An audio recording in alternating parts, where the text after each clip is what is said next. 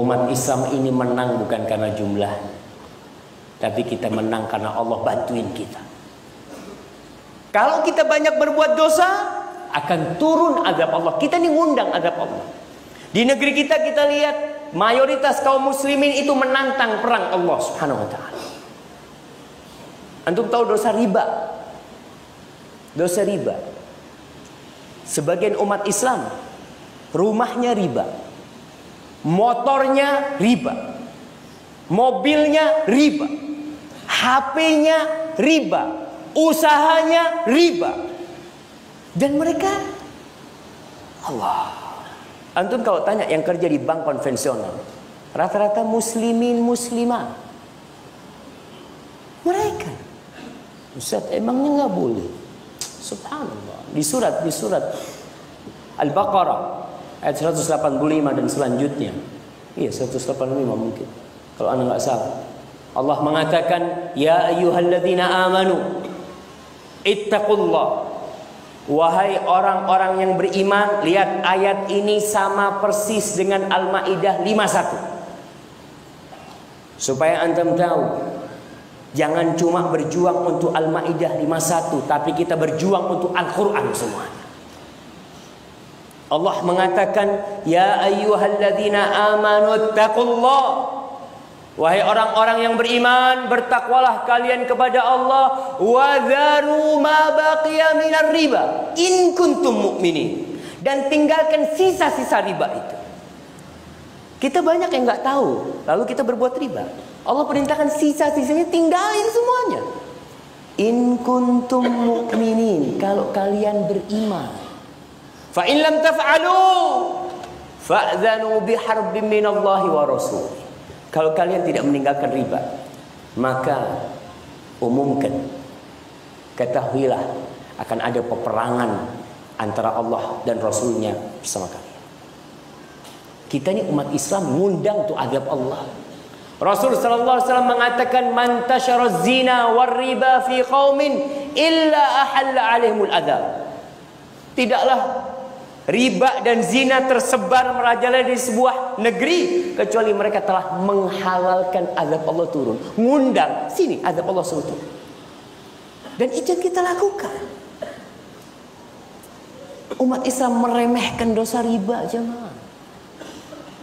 Kata Rasul sallallahu alaihi wasallam, dirhamun riba ya'kuluhu ar-rajul wa huwa ya'lamuh asyaddu min 36 zanya. Satu dirham riba, satu dirham yang dimakan oleh seorang muslim dan dia tahu itu riba, itu lebih parah dosanya daripada 36 kali berzina. Dan kita meremehkan hal itu. Nabi SAW juga mengatakan, ar-riba ithna au 73 baban. Dosa riba itu 70 atau 72 atau 73 pintu dosa riba itu. Adnaha, yang paling rendah, misal ayyankihar rajulu ummah, seperti seorang yang menzinai ibunya. Jangan dianggap remeh, jangan disepelekan riba ini. Kita kalau peduli sama saudara-saudara kita yang di Aleppo, dan supaya yang terjadi di Aleppo tidak berpindah ke sini, kita harus tinggalkan dosa-dosa yang membuat kita hina.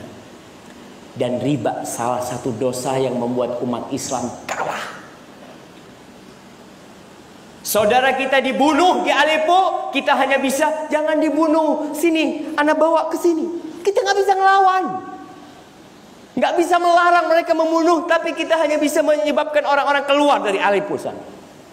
Apa sebabnya? Riba salah satunya. Rasul sallallahu alaihi wasallam bersabda, "Idza tabayatum bil 'inah wa akhadtum adnabal baqar wa raditum biz zara' wa taraktumul jihad sallatallahu alaikum dhullan la yanzi'uhu hatta tarji'u ila dinikum." Kata Allah, kalau sistem perdagangan kalian itu riba, inah ini riba terselubung. Artinya masyarakat itu muslim, mereka takut melakukan riba. Akhirnya ribanya dibikin modifikasi supaya nggak kelihatan riba. Kalau di negeri kita riba terang-terangan jemaah. Di kampung-kampung atau melihat riba.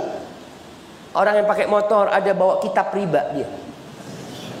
Tiap hari bawa kitab, catat kitab riba. Masya Allah. Itu di kampung-kampung yang kecil, di pasar-pasar. Belum yang di tempat-tempat besar. Itu jadi sistem perdagangan di antara kita yang kita tidak menganggapnya dosa. Orang kalau berbuat dosa sembunyi-sembunyi jemaah. Malu dia, jangan sampai orang lain tahu. Tapi ini biasa. Maka Rasulullah SAW mengatakan, "Idza tabayatum bil 'ina." Kalau sistem perdagangan kalian adalah riba. Wa akhadtum adnaban baqar. Kalian pegang ekor sapi. Wa raditum bizar. Kalian sudah nyaman dengan perkebunan kalian. Artinya nih orang sudah merasa aman, di titik aman untuk dunianya. Dia nggak peduli ada apa, ana ngurusin Aleppo. Ana sudah alhamdulillah, ana sholat, ana zakat, selesai. Nggak mikirin saudaranya. Dia hanya mikirin diri sendiri. Sistem jual belinya riba, mikirkan diri sendiri dan meninggalkan jihad. Kita nggak boleh meninggalkan jihad. Kalau memang belum waktunya jihad, kita perlu belajar babul jihad supaya kita nggak salah jihad. Kita terus harus menanamkan di diri kita dan kita bahkan berdoa, ya Allah berikan kepadaku syahadah. Ada seorang sahabat yang ingin dia ada anak panah yang datang ke leher dia. Aku minta ya Allah tuh anak panah datang ke sini. Datang tuh anak panah ke situ. Man sa'alallahu syahadata sadiqan. Barang siapa yang meminta kepada Allah untuk mati syahid, benar yang dia minta, maka Allah akan berikan kepada dia derajat syuhada walaupun mati ala firasihi, walaupun mati di atas ranjangnya. Khalid bin Walid berperang puluhan ratusan kali, tapi dia mati di atas ranjangnya. Maka kalau 4 hal ini kalian jual belinya riba, sibuk dengan dunia kalian, pertanian kalian, kalian meninggalkan jihad, maka Allah akan menimpakan kehinaan kepada kalian. Hina kita jamaah. Jumlah kita banyak di negeri ini, kita mayoritas. Seharusnya mayoritas itu mewarnai yang minoritas. Seharusnya, apalagi sistem di negeri kita demokrasi. Demokrasi itu sandarannya suara terbanyak. Tapi kita yang banyak nggak ada suaranya.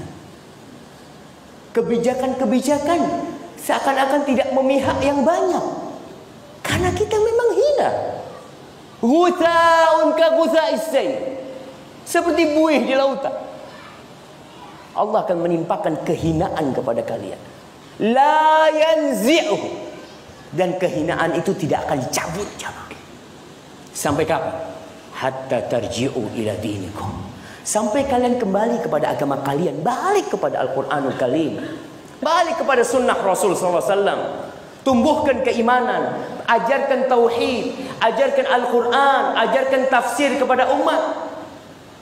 Ajak kembali. Baru setelah kita kembali kepada agama kita, ingat, sebagian orang memahami kembali kepada jihad. Bukan, syariat Islam itu bukan hanya jihad jemaah.